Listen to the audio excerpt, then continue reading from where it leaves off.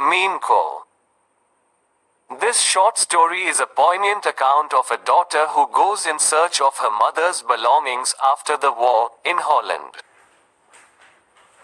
When she finds them, the objects evoke memories of her earlier life. However, she decides to leave them all behind and resolves to move on. Question 1. Who is the main character in this part of the story?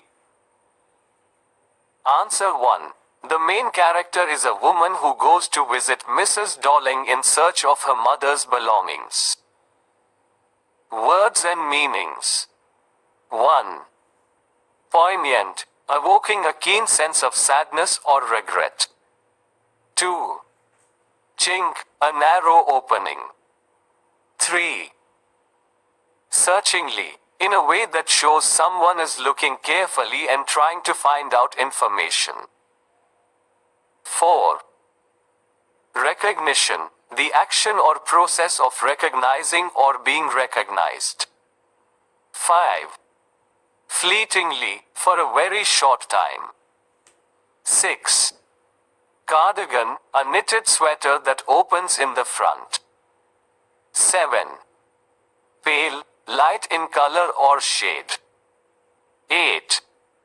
Musty, having a stale, moldy, or damp smell. 9. Convenient, suitable or agreeable to the needs or purpose. 10. Cautiously, in a way that deliberately avoids potential problems or dangers. Part 1. Introduction and encounter with Mrs. Dolling. Do you still know me? I asked. The woman looked at me searchingly. She had opened the door a chink. I came closer and stood on the step. No, I don't know you. Question 2. What does the main character ask Mrs. Dolling when she first sees her? Answer 2. She asks, do you still know me? Question 3. How does Mrs. Dolling respond to the main character's question? Answer 3. Mrs. Dolling responds by saying, no, I don't know you. I'm Mrs. S's daughter. She held her hand on the door as though she wanted to prevent it from opening any further. Her face gave absolutely no sign of recognition. She kept staring at me in silence. Perhaps I was mistaken. I thought, perhaps it isn't her. I had seen her only once, fleetingly, and that was years ago. It was most probable that I had rung the wrong bell. The woman let go of the door and stepped to the side.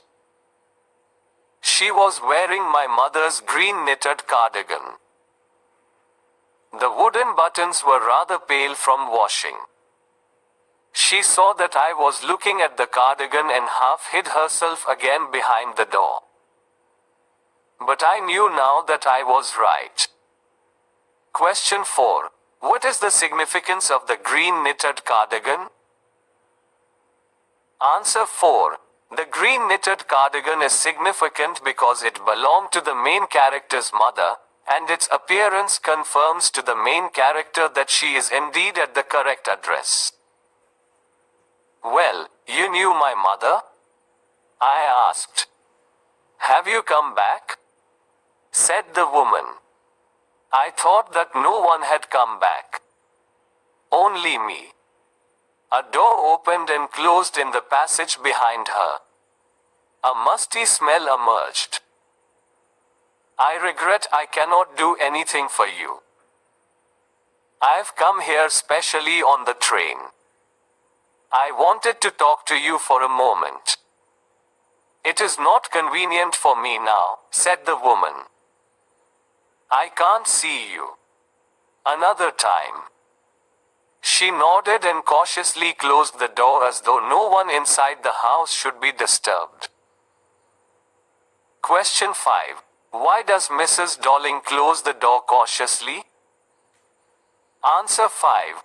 Mrs. Darling closes the door cautiously to avoid disturbing anyone inside the house, showing she is trying to keep the visit discreet. I stood where I was on the step. The curtain in front of the bay window moved. Someone stared at me and would then have asked what I wanted. "Oh, nothing," the woman would have said. It was nothing. I looked at the nameplate again.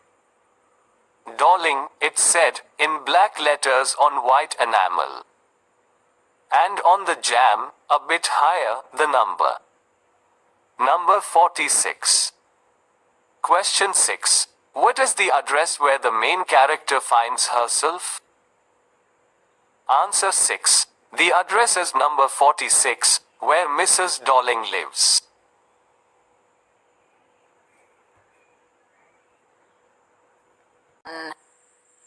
Acquaintance. A person one knows slightly, but who is not a close friend. 2. Renewed. Resumed after an interruption. 3. Regularly. At uniform intervals. Consistently. 4. Lugging. Carrying or dragging something heavy with great effort. 5. Crick. A painful, stiff feeling in the neck or back. 6. Crockery. Plates, dishes, and other similar items made of earthenware or china. 7. Pityingly, with sorrow or compassion for someone else's misfortune. 8. Insisted, demanded something forcefully, not accepting refusal. 9. Reprovingly, in a manner that shows disapproval or criticism. 10. Convinced, completely certain about something. Part 2. Flashback to wartime and Mrs. Darling's visits. Text. As I walked slowly back to the station, I thought about my mother, who had given me the address years ago. It had been in the first half of the war. I was home for a few days and it struck me immediately that something or other about the rooms had changed. I missed various things. My mother was surprised I should have noticed so quickly. Then she told me about Mrs. Darling. I had never heard of her, but apparently, she was an old acquaintance of my mother, whom she hadn't seen for years. She had suddenly turned up and renewed their contact. Since then, she had come regularly. Question 1. What did the narrator notice when she returned home for a few days during the war? Answer 1. The narrator noticed that something about the rooms had changed and that various things were missing. Text. Every time she leaves here she takes something home with her, said my mother.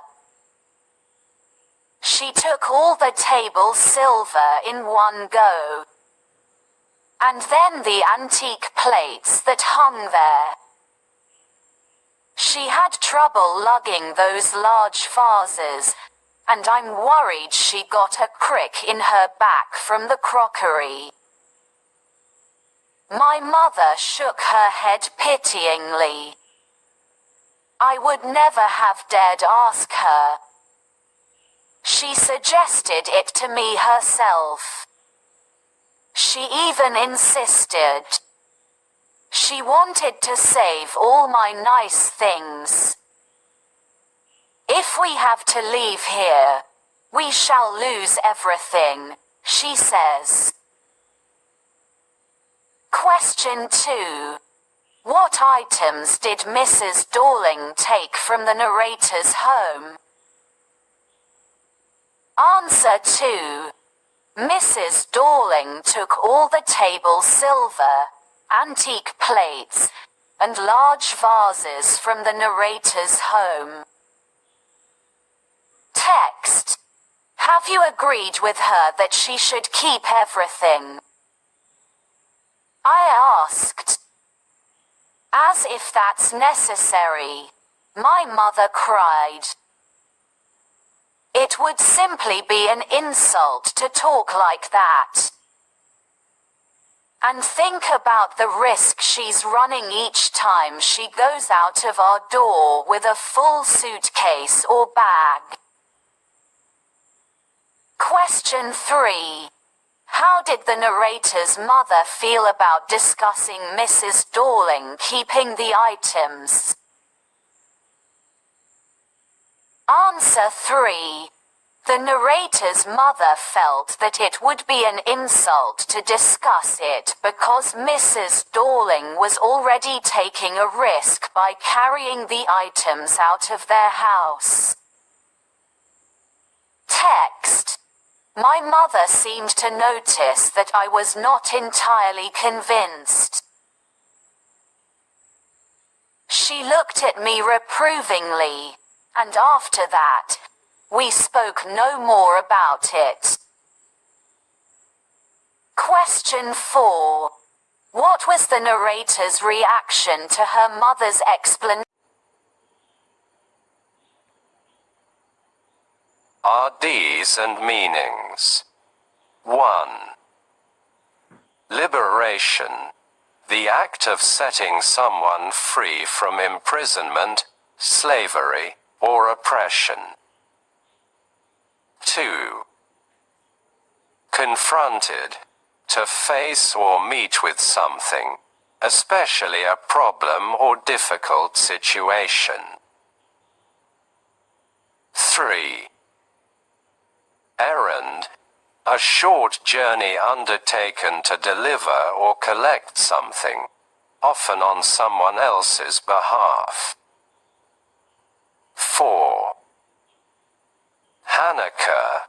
A Jewish festival, also known as the Festival of Lights, commemorating the rededication of the Second Temple in Jerusalem. 5. Cumbersome, large or heavy and therefore difficult to carry or use. Unwieldy. 6. Muggy, unpleasantly warm and humid. 7. Pewter, a grey alloy of tin with copper and antimony, formerly tin and lead. Meanwhile, I had arrived at the station without having paid much attention to things on the way. I was walking in familiar places again for the first time since the war, but I did not want to go further than was necessary. I didn't want to upset myself with the sight of streets and houses full of memories from a precious time. Q. Why was the narrator not paying much attention on the way to the station? The narrator was walking in familiar places for the first time since the war and did not want to upset herself with memories from a precious time. In the train back, I saw Mrs. Dorling in front of me again as I had the first time I met her.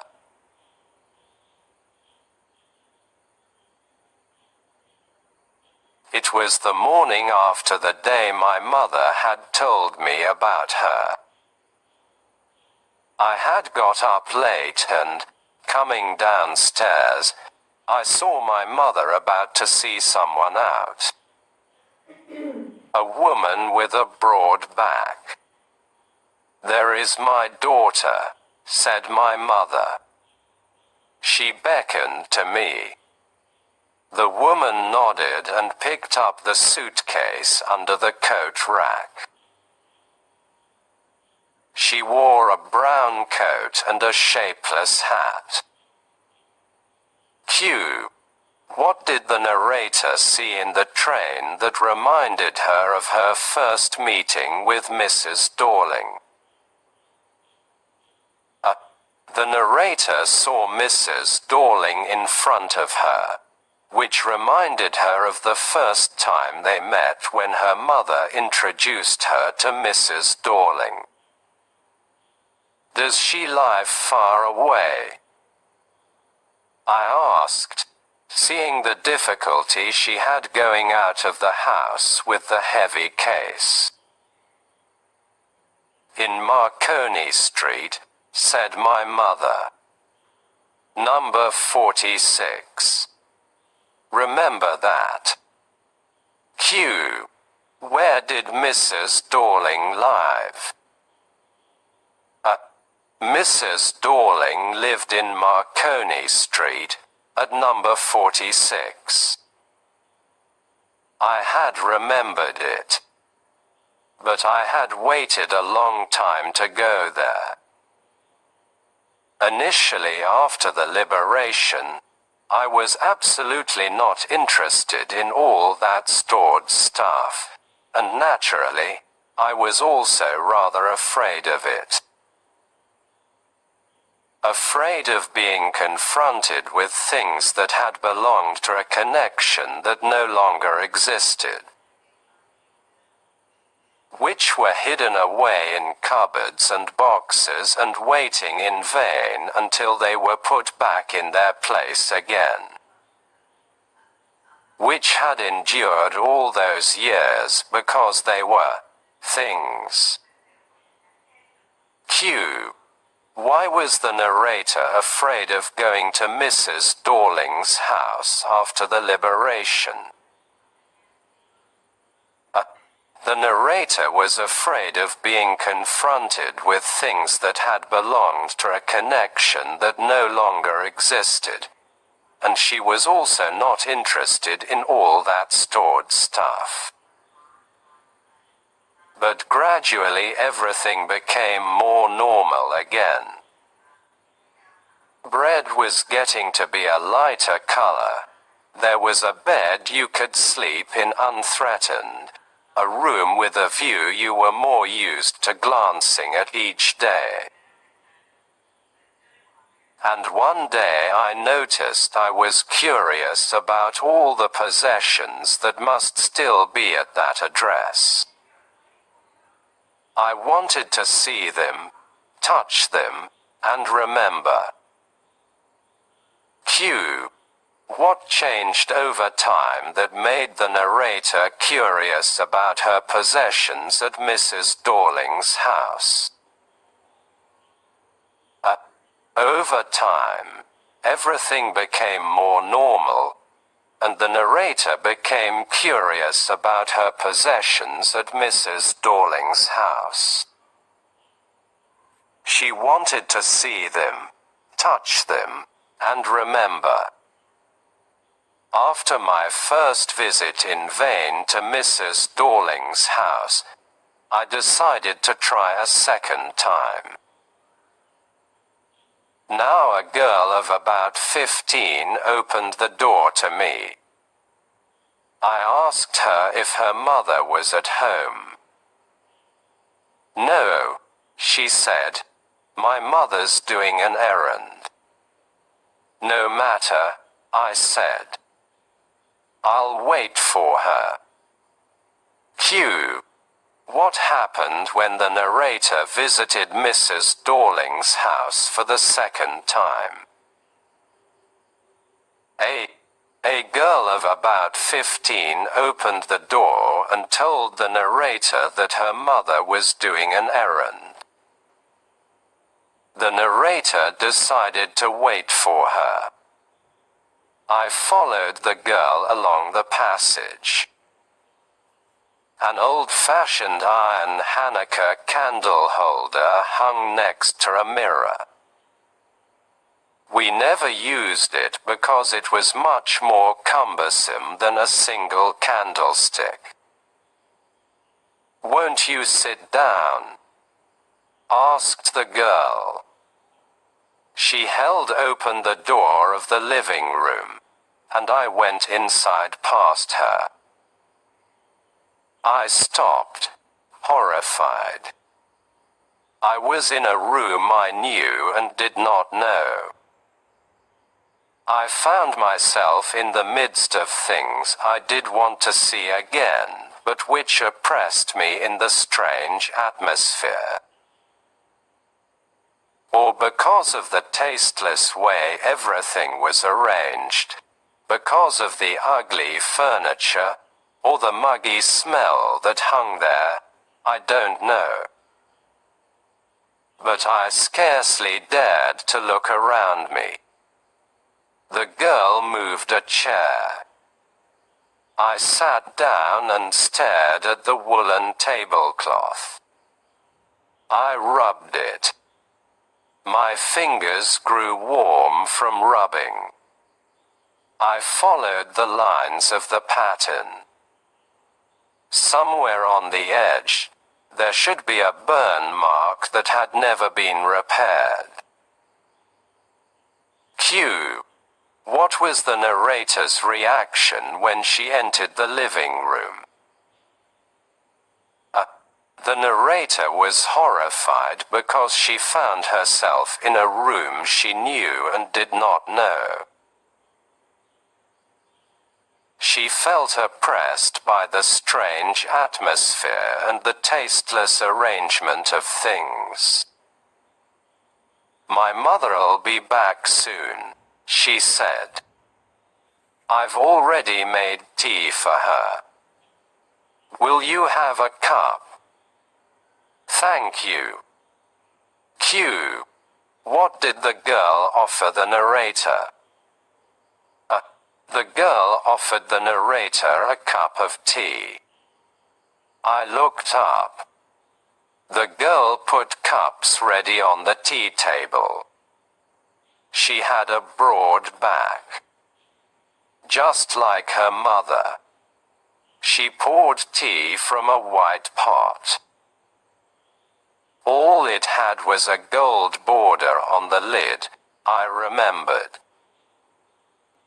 She opened a box and took some spoons out. "That's a nice box," I heard my own voice. It was a strange voice, as though each sound was different in this room.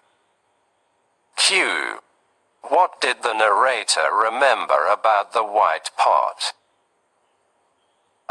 The narrator remembered that the white pot had a gold border on the lid. "Oh, you know about them."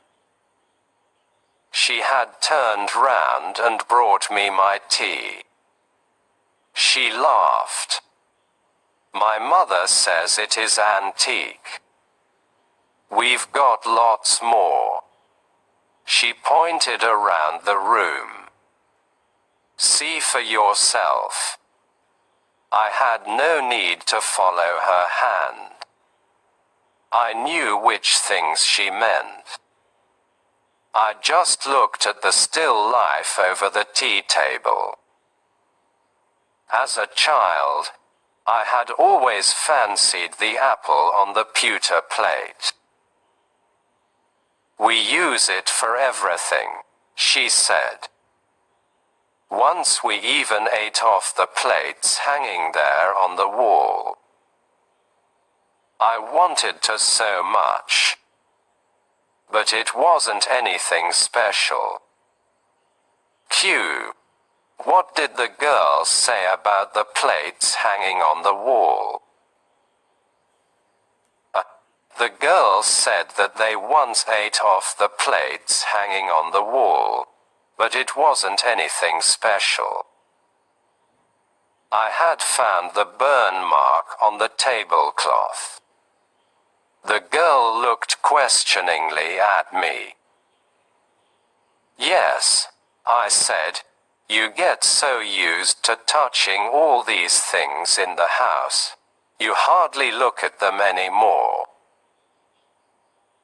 You only notice when something is missing, because it has to be repaired or because you have lent it, for example.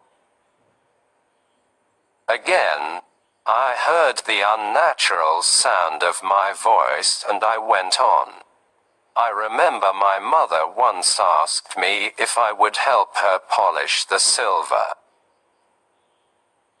It was a very long time ago, and I was probably bored that day, or perhaps I had to stay at home because I was ill, as she had never asked me before. I asked her which silver she meant, and she replied, surprised, that it was the spoons, forks, and knives, of course. And that was the strange thing. I didn't know the cutlery we ate off every day was silver. The girl laughed again. I bet you don't know it is either. I looked intently at her. What we eat with? She asked. Well, do you know? She hesitated. She walked to the sideboard and wanted to open a drawer. I'll look. It's in here. I jumped up. I was forgetting to catch my train. She had her hand on the drawer. Don't you want to wait for my mother? No. I must go. I walked to the door. Q. Why did the narrator suddenly jump up and leave? The narrator suddenly jumped up and left because she remembered she was forgetting to catch her train. Passed behind. 1. Severed, cut off or separated from something else. 2. Blackout paper used to cover windows to prevent light from showing during wartime. I walked to the door. The girl pulled the drawer open. I can find my own way, I said. As I walked down the passage, I heard the jingling of spoons and forks. At the corner of the road, I looked up at the nameplate. Marconi Street, it said. I had been at number 46. The address was correct. But now I didn't want to remember it anymore.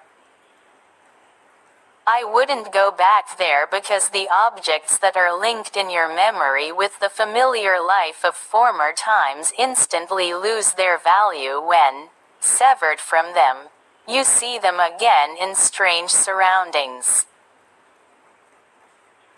And what should I have done with them in a small rented room where the shreds of blackout paper still hung along the windows and no more than a handful of cutlery fitted in the narrow table drawer? I resolved to forget the address. Of all the things I had to forget, that would be the easiest. Q. Why did the narrator not want to remember the address anymore? A. The narrator didn't want to remember the address because the objects linked to memories of former times lose their value in new surroundings. Q. What did the narrator resolve to do? A. The narrator resolved to